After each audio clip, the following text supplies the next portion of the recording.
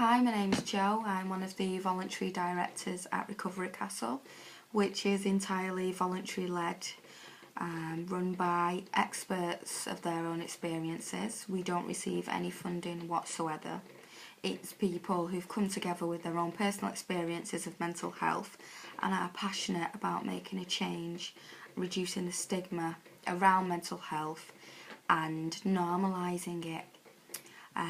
So, my own personal experience, I have depression, I also have fibromyalgia, spondylitic arthritis, and PCOS, restless leg syndrome.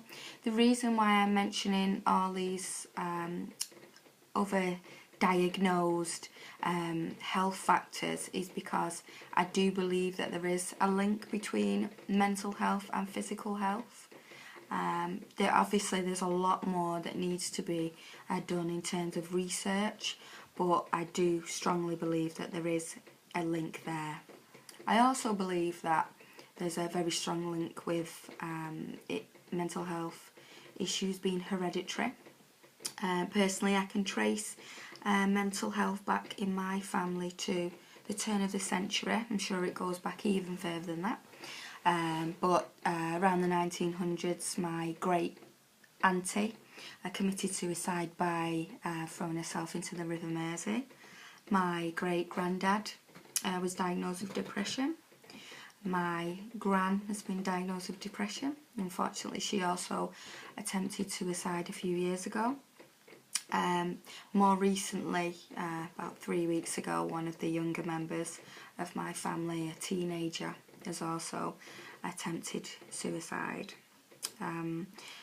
I actually have a lot of suicidal thoughts when my depression is really bad, when it's kind of taking over me. I feel like really down, but so would a lot of people. Everybody feels like that, don't they? Mental health related or not, sometimes you're just going to feel down, but we'll start with me feeling down, and then the suicidal thoughts and the negativity start to creep in, and then I'm at the stage of, when I'm out, I'm looking at buildings, I'm thinking, how high is that building?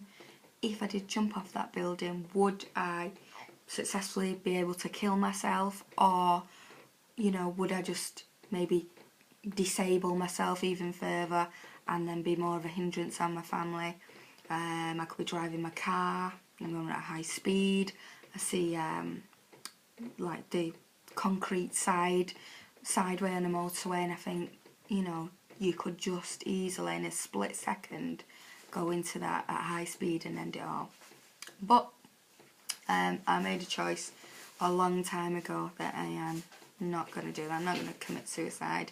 I am going to live. First I had suicidal thoughts when I was in primary school, so I was about 10 years old.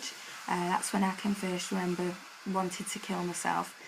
I knew it was wrong, but I didn't know how to speak out. I was embarrassed. I thought it was wrong to speak about it. It took me many years to actually speak out about it and go to the GP. So I am on medication now, which does help. I'm on an antidepressant. It's had to be upped variously as and when needed. Basically, if I feel suicidal, I know that maybe my medication might need a tweak. So yeah, suffered in silence for many years, and met some like-minded people who were speaking out about mental health, and joined those people, and now I want to normalise mental health issues. We shouldn't shy away from invisible illnesses. There is no stigma, there is no ideal. When people, or I tell people about my various health conditions, one of the first things I will get is, but you look so well, or but you don't look ill, you look fine. What's that got to do with anything? Maybe I'm suffering more on the inside. It makes me take more pride in my appearance. We don't have to all fit into these little tick boxes of, yeah, you don't look good, yeah, that's down to depression.